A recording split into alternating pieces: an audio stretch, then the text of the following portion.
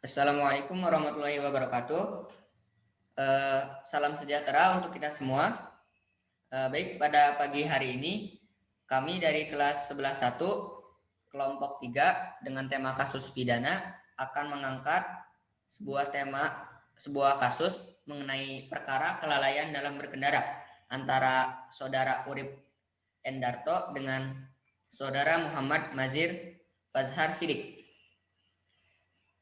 Untuk penjelasan lebih detailnya akan dijelaskan menurut daftar isi berikut.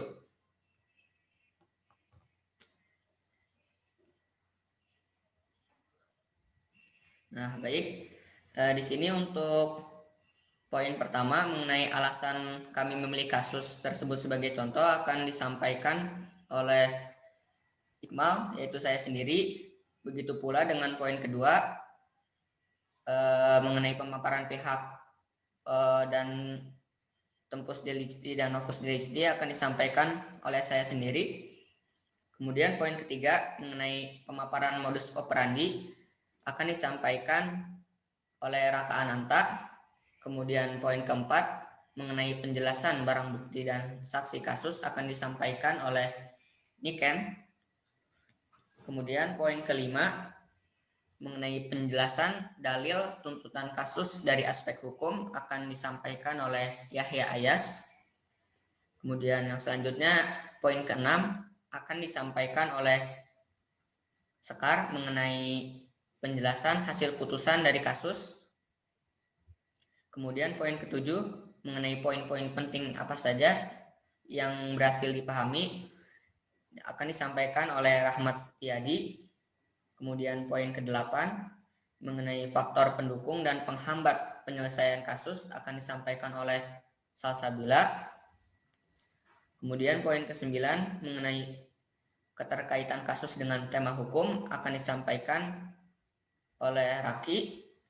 Kemudian poin ke-10 mengenai lembaga dan fungsi lembaga yang menyelesaikan perkara akan disampaikan oleh Naila.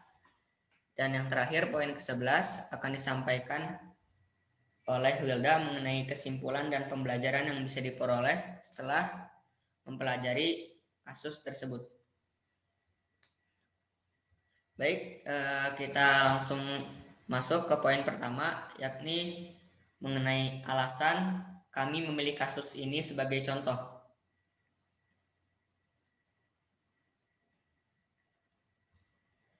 Nah, di sini mengapa kami memilih kasus ini sebagai contoh?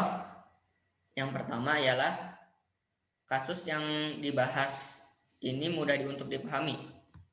Jadi menurut kami kasus kelalaian dalam berkendara ini merupakan kasus yang cukup ringan sehingga dapat mudah dipahami baik untuk anggota sekelompok maupun orang lain yang mendengarnya.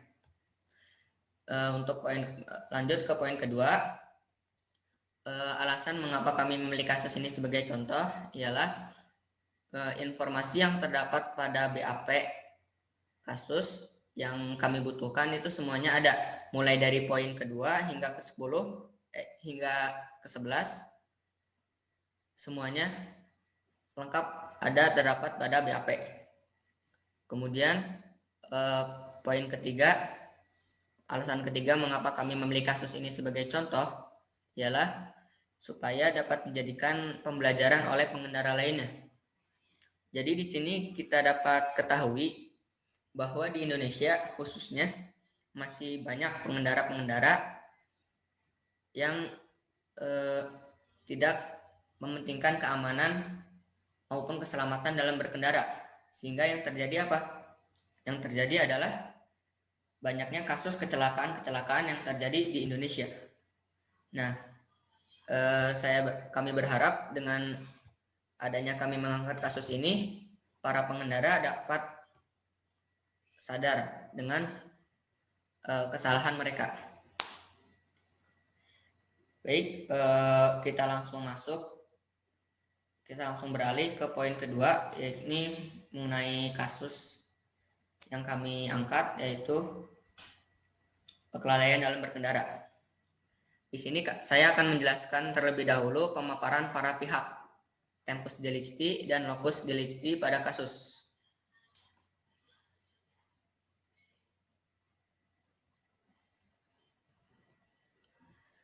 Nah, di sini siapa saja pihak yang bersangkutan dalam peristiwa ini? Di antaranya yang pertama ialah Urip Endarto bin Darminto. Yang tidak lain ia adalah seorang pengendara angkutan umum yang dijadikan sebagai tersangka karena Urip Endarto menabrak pengendara motor di depannya. Yakni kemudian kita langsung lanjut. Di sini ada Muhammad Mazid Fazhar Sidik. Ia adalah sebagai korban yang menjadi korban tabrakan yang ditabrak oleh Urip Endarto. Kemudian di sini ada Dr. Jeffrey Haryadi Suwandi. Ia adalah dokter yang menangani korban, yakni Muhammad Mazid Fazhar Sidik. Kemudian yang selanjutnya di sini ada saksi satu. Saksi satu ini Agus Sutiarno. Ia adalah seseorang yang melihat langsung kejadian di tempat perkara secara langsung. Kemudian di sini ada saksi kedua yaitu Agus Suparman. Agus Suparman ini adalah orang tua dari korban, yakni Muhammad Mazid Fazhar Sidik. Nah, untuk waktu dan tempat kejadiannya di mana? Di sini waktu atau tempus terjadinya kasus ini ialah tepat pada tanggal 30 Desember 2017 pukul 9:30 pagi. Kemudian kejadian ini terjadi di Kota Bogor, Kecamatan Tanah Sereal, Jalan Dadali di depan Resto Bentu. Baik, untuk lebih detail mengenai pemaparan modus operandi pada kasus akan disampaikan oleh Raka Ananta Baskoro. Terima kasih. Oke, sekarang kita lanjut ke pemaparan modus operandi pada kasus tersebut. Bermula ketika terdakwa sedang mengendarai kendaraan Daihatsu Grand Max angkutan umum trayek 08 dengan nomor polisi F1984 LS dengan kecepatan sekitar 60 sampai 70 km per jam dari Pasar Anyer akan menuju ke arah Citerep dengan situasi arus lalu lintas dalam keadaan ramai lancar. Jalan beraspal baik, satu arah dengan marka dan cuaca cerah pagi menjelang siang hari. Yang mana terdakwa dalam mengendarai kendaraannya tidak memiliki SIM, yaitu surat izin mengemudi A, dan saat terdakwa melintas di Jalan Dadali dekat Resto BB Betutu, tiba-tiba terdakwa melihat sepeda motor merek Honda Beat dengan nomor polisi F4446 BS yang dikendarai oleh Muhammad Mazid Fazhar Sidik. Datang dari arah kota, lalu terdakwa dengan keadaan panik berniat menginjak rem, namun yang terinjak pedal gas sehingga kendaraan yang terdakwa kendarai menabrak sepeda motor merek Honda Beat dengan nomor polisi F4446 BS yang dikendarai oleh Muhammad Mazid Fazhar Sidik.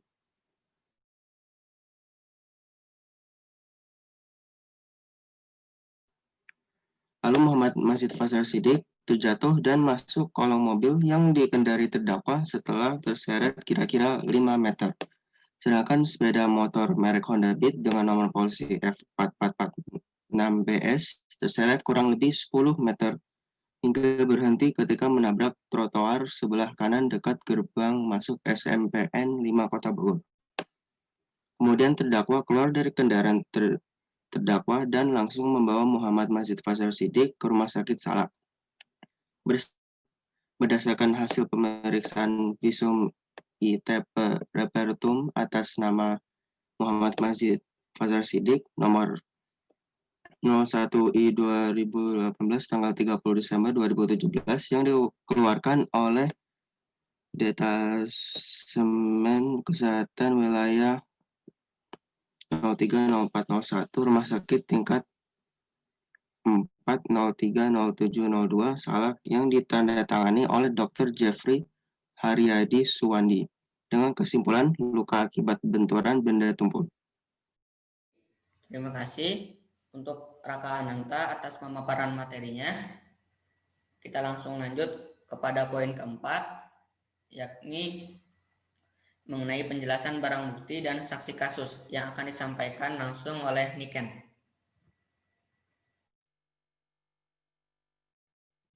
Baik, selanjutnya penjelasan barang bukti dan saksi dari kasus perkara kelalaian dalam berkendara. Barang bukti di dalam aturan umum diatur dalam pasal 38 hingga 46 KUHP dan aturan khusus diatur dalam ketentuan perundang-undangan. Pada KUHP dikenal dengan nama benda sitaan. Karena itu, setiap benda yang menjadi barang bukti akan dilakukan penyitaan oleh penyidik. Barang bukti pada kasus kali ini adalah satu unit kendaraan Daihatsu Grand Max angkot dengan nomor polisi F1984LS, satu lembar STNK asli kendaraan Daihatsu Grand Max angkot dengan nomor polisi F1984LS, satu unit sepeda motor merek Honda Beat dengan nomor polisi F4446BS, dan satu lembar STNK asli sepeda motor merek Honda Beat dengan nomor polisi F4446BS. Selanjutnya, pemaparan saksi dalam kasus tersebut. Pengertian saksi sendiri pada pasal 1 angka 26 KUHP, saksi adalah orang yang dapat memberikan keterangan guna kepentingan penyidikan, penuntutan, dan peradilan tentang suatu perkara pidana yang ia dengar sendiri, ia lihat sendiri, dan ia alami sendiri. Yang pertama, saksi pertama adalah Agus Sutiryano selaku masyarakat umum. Dia menjelaskan bahwa pada saat tabrakan terjadi, saksi sedang melintas akan berjualan.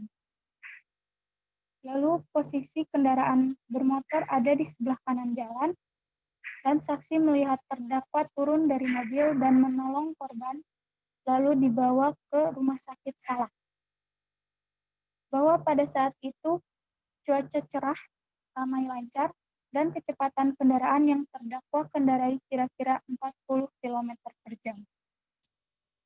Bahwa saksi tahu korban tabrakan tersebut akhirnya meninggal dunia, dan posisi mobil dan motor jalannya searah. Menimbang keputusan tersebut, menimbang bahwa barang bukti yang diajukan, kesaksian yang diajukan, terdakwa tidak menyatakan keberatan dan membenarkannya. Lalu selanjutnya,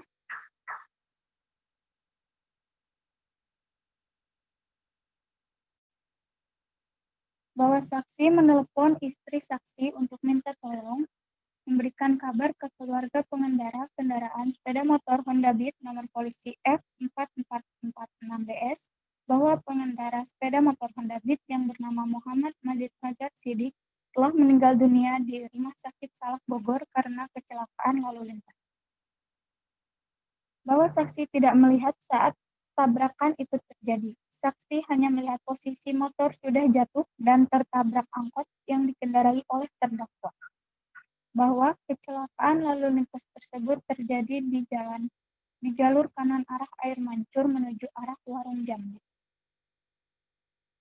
Lalu selanjutnya, pemaparan saksi kedua.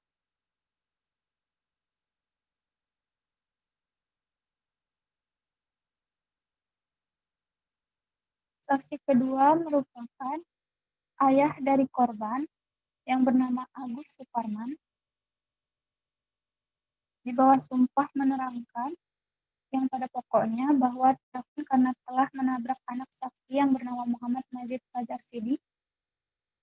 Anak saksi mengendarai sepeda motor merek Honda Beat dengan nomor polisi F4446BS, sedangkan terdakwa mengendarai Daihatsu Grand Max angkutan umum trayek 08 dengan nomor polisi F1984LS, bahwa saksi tidak melihat pada saat anak saksi ditabrak oleh terdakwa, bahwa kondisi jalan pada saat itu cuaca cerah dan kendaraan yang melintas ramai lancar. Bahwa saksi tidak melihat saat tabrakan itu terjadi, saksi hanya melihat posisi motor sudah jatuh. Bahwa posisi mobil dan motor jalannya searah, bahwa yang membawa anak saksi ke rumah sakit adalah terdakwa, bahwa almarhum anak saksi yang bernama Muhammad Mazid Fajar Sidik meninggal dunia dan dikebumikan hari itu juga, yaitu tanggal 30 Desember 2017 sekitar kurang lebih pukul 13.00 waktu Indonesia Barat di tempat pemakaman umum Blender, Kebon Pedes. Menimbang bahwa atas keterangan saksi tersebut, selanjutnya terdakwa membenarkannya dan menyatakan tidak ada keberatan.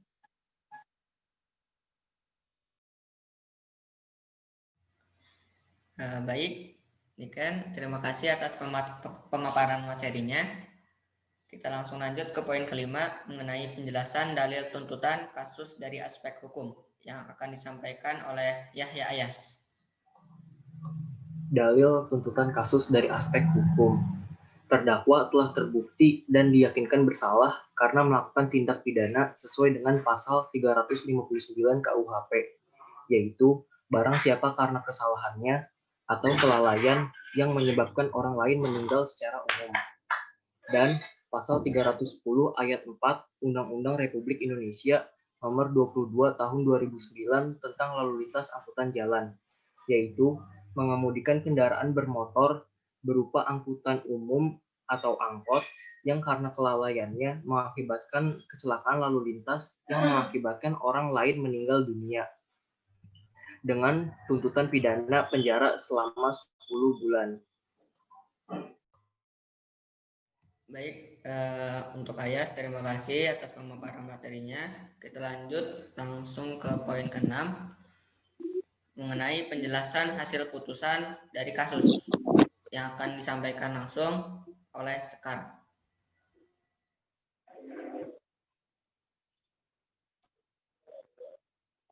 Penjelasan hasil putusan dari kasus. Memperhatikan pasal 310 ayat 4 Undang-Undang Republik Indonesia nomor 22 tahun 2009 tentang lalu lintas angkutan jalan, Undang-Undang nomor 8 tahun 1981 tentang hukum acara pidana atau Kitab Undang-Undang Hukum Acara Pidana dan peraturan perundang-undangan yang lain yang bersangkutan.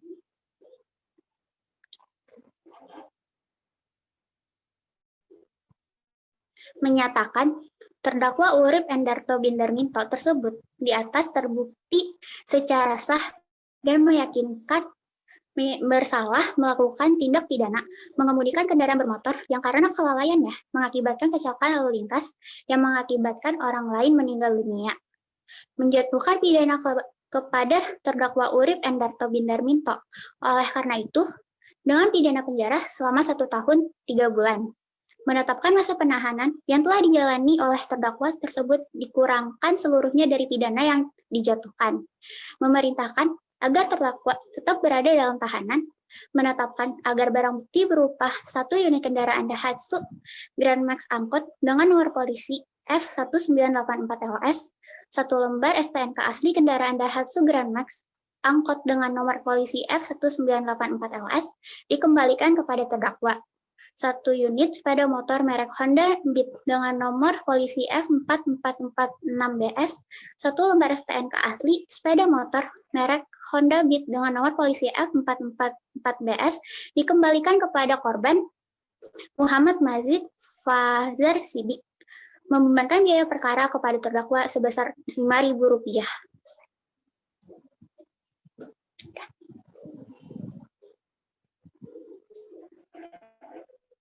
Baik, terima kasih untuk Sekar atas pemaparan materinya.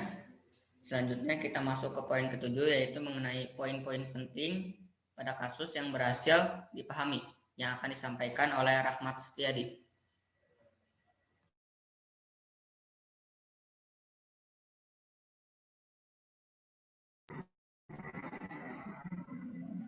Baik, di sini poin-poin penting yang berhasil dipahami. Sini ada 4 poin. Yang pertama, terdapat perlindungan hukum preventif, di mana perlindungan hukum preventif itu adalah jenis perlindungan hukum yang berarti rakyat memiliki kesempatan untuk mengajukan pendapat atau keberatan.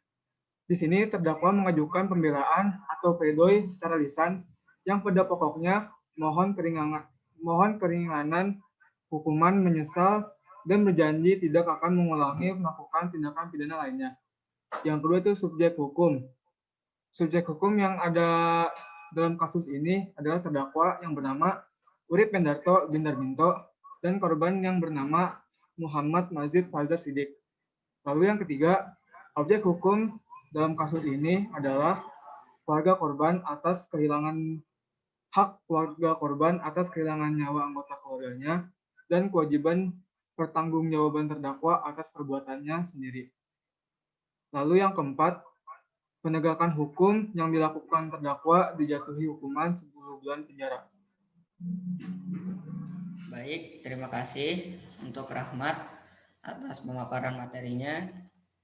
Kita langsung lanjut ke poin ke-8 mengenai faktor pendukung dan penghambat penyelesaian kasus yang akan disampaikan oleh Salsabila. Selanjutnya, di sini ada faktor pendukung penyelesaian kasus. Yang pertama, terdakwa, keluarga korban, dan saksi-saksi yang berhubungan dengan kasus ini hadir pada persidangan. Yang kedua, hal-hal yang meringankan bagi terdakwa berdasarkan fakta di persidangan bahwa terdakwa dengan orang tua korban yaitu Agus Suparman telah membuat surat pernyataan damai tertanggal 4 Januari 2018. Yang ketiga, terdakwa belum pernah dihukum. Jadi, kasus ini memang terjadi karena sebuah kelalaian. Dan yang terakhir, terdakwa mengajukan pembelaan atau pledoi secara lisan pada persidangan hari Kamis tanggal 1 Maret 2018 yang pada pokoknya mohon keringanan hukuman. Ia juga menyesal dan berjanji tidak akan mengulangi untuk melakukan tindak pidana lainnya.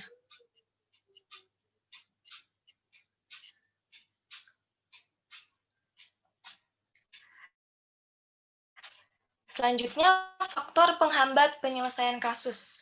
Poin pertama di sini, terdakwa Urip Endarto bin Darminto di persidangan melepaskan haknya untuk didampingi oleh penasihat hukum, meskipun ketua majelis hakim di persidangan mengingatkan haknya untuk didampingi oleh penasihat hukum.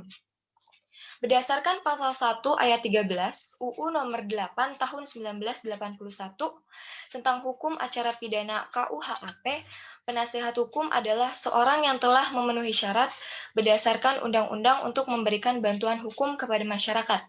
Maksud penasihat hukum yaitu membela tersangka atau terdakwa, bukan semata-mata agar tersangka atau terdakwa dibebaskan dari semua tuntutan, tetapi penasihat hukum menjadi penasihat atau pendamping tersangka atau terdakwa di muka pengadilan dan untuk melindungi hak-hak yang dimiliki tersangka atau terdakwa agar tidak dilanggar. Poin selanjutnya, bahwa bukti-bukti yang diberikan oleh saksi kurang banyak dan kurang memadai. Seperti yang sudah dijelaskan Niken tadi, bahwa saksi tidak melihat saat tabrakan itu terjadi. Jadi saksi hanya melihat posisi motor sudah terjatuh karena tertabrak angkutan umum yang dikendarai terdakwa. Dan poin terakhir, persidangan dilakukan lebih lama karena harus mencari lebih dalam tentang bukti-bukti yang diberikan oleh saksi hingga bukti-bukti tersebut dirasa cukup. Seperti yang tercantum bahwa majelis hakim membuktikan terlebih dahulu dakwaan primer sebagaimana diatur dan diancam pidana dalam pasal 310 ayat 4 Undang-Undang Republik Indonesia nomor 22 tahun 2009 tentang lalu lintas angkutan jalan, yang unsur-unsurnya adalah sebagai berikut. Yang pertama, unsur setiap orang. Yang kedua, unsur yang mengemudikan kendaraan bermotor yang karena kelalaiannya mengakibatkan kecelakaan lalu lintas. Dan yang ketiga, unsur mengakibatkan orang lain meninggal dunia. Baik, terima kasih untuk Salsabila atas penyampaian materinya. Kita langsung lanjut ke poin ke-9, yaitu mengenai keterkaitan kasus dengan tema hukum yang diberikan. Akan disampaikan oleh Raki.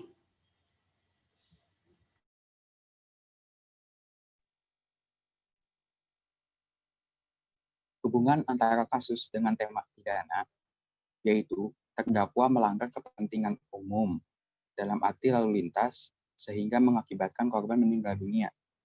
Terdakwa seharusnya mengendarai angkutan dengan benar sehingga kecelakaan dapat diminimalisir. Dalam penyelidikan ini pula diketahui bahwa terdakwa tidak memiliki SIM A. Artinya terdakwa belum resmi diizinkan membawa kendaraan roda 4. Hukum pidana dalam artinya mengatur semua pelanggaran tentang kepentingan umum. Hukum pidana ini bertujuan agar tidak terjadi pelanggaran-pelanggaran sehingga kehidupan dapat dilaksanakan dengan harmonis dan tentram. Kepentingan umum dalam arti ini yaitu jiwa seseorang. Korban meninggal dunia karena terdakwa tidak berkendara dengan benar. Kemudian, terdakwa pula diketahui melakukan pelanggaran serta kejahatan. Kejahatan dalam bentuk pembunuhan tidak sengaja dengan cara kecelakaan, dan pelanggaran dalam bentuk tidak memiliki SIM, namun terdakwa tetap membawa SIM. Oleh karena itu, terdakwa diproses secara pidana dan dihukum dengan hukuman kurungan 10 bulan penjara. Baik, terima kasih Raki atas penyampaian materinya. Selanjutnya kita masuk ke poin ke-10 mengenai penjelasan lembaga dan fungsi lembaga yang menyelesaikan perkara yang akan disampaikan oleh Naila. Lembaga yang menyelesaikan perkara. Lembaga tersebut ialah Pengadilan Negeri Bogor. Pengadilan Negeri Bogor beralamat di Jalan Pengadilan Nomor 10, Kecamatan Bogor Tengah, Kota Bogor. Pengadilan Negeri Bogor adalah pengadilan negeri yang merupakan pengadilan tingkat pertama yang berkedudukan di kabupaten atau kota. Yang dimaksud dengan tingkat pertama ialah jika kita ingin menggugat suatu kasus, maka kita harus ke pengadilan negeri terlebih dahulu. Tidak bisa langsung ke pengadilan tinggi. Namun jika kasus kita gagal di pengadilan negeri, maka kita bisa melakukan banding untuk ke pengadilan tinggi. Namun pada kasus yang kelompok saya bahas, masalah sudah selesai di pengadilan negeri. Jadi tidak dilakukan banding untuk ke pengadilan tinggi.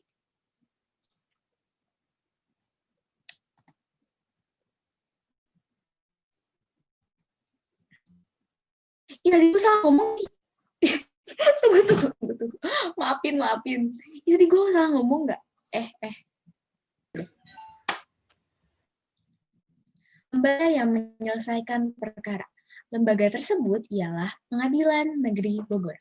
Pengadilan Negeri Bogor beralamat di Jalan Pengadilan Nomor 10, Kecamatan Bogor Tengah, Kota Bogor. Pengadilan Negeri Bogor adalah pengadilan negeri yang merupakan pengadilan tingkat pertama yang berkedudukan di kabupaten atau kota. Yang dimaksud dengan tingkat pertama ialah jika kita ingin menggugat suatu kasus, maka kita harus ke pengadilan negeri dulu, tidak bisa langsung ke pengadilan tinggi. Namun, jika kasus kita gagal di pengadilan negeri, maka kita baru bisa melakukan banding untuk ke pengadilan tinggi. Namun pada kasus yang kelompok saya bahas, masalah sudah selesai di pengadilan negeri, jadi tidak dilakukan banding untuk ke pengadilan tinggi.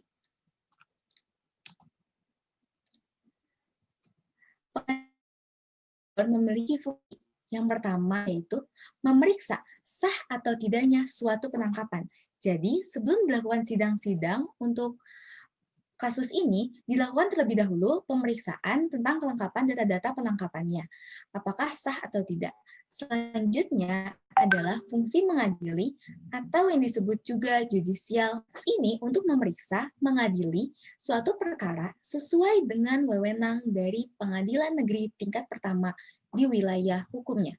Jadi jika Pengadilan Negeri Bogor, maka ia hanya berhak untuk mengadili kasus-kasus yang terjadi di Bogor. Selanjutnya ada fungsi administrasi, yaitu fungsi untuk menyelenggarakan administrasi umum, keuangan, kepegawaian yang mendukung tugas pokok dari teknis peradilan, dan administrasi peradilan. Selanjutnya ada fungsi pengelolaan barang milik atau kekayaan negara yang sudah menjadi tanggung jawabnya. Selanjutnya ada fungsi pengawasan internal dalam pelaksanaan tugas-tugasnya, baik dari tingkah laku hakim, panitra, maupun pegawai pengadilan negeri lainnya. Lalu ada fungsi penyampaian laporan, baik dari hasil evaluasi, saran, maupun pertimbangan, baik di bidang tugas maupun fungsinya. Selanjutnya, yang terakhir adalah fungsi pembinaan, yakni menyelenggarakan pembinaan, memberikan arahan petunjuk kepada pegawai-pegawai pengadilan negeri.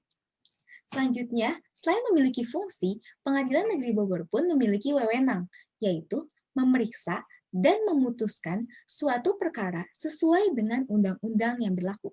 Pada kasus ini, Pengadilan Negeri Bogor memberikan putusan, yaitu Putusan nomor 28 /Pidana Khusus /2018 Pengadilan Negeri Bogor. Baik, terima kasih atas penyampaiannya untuk Naila. Kita lanjut ke poin ke-11, yang dimana ini adalah poin terakhir, mengenai kesimpulan dan pembelajaran yang bisa diperoleh setelah mempelajari kasus tersebut, yang akan disampaikan oleh Wilda.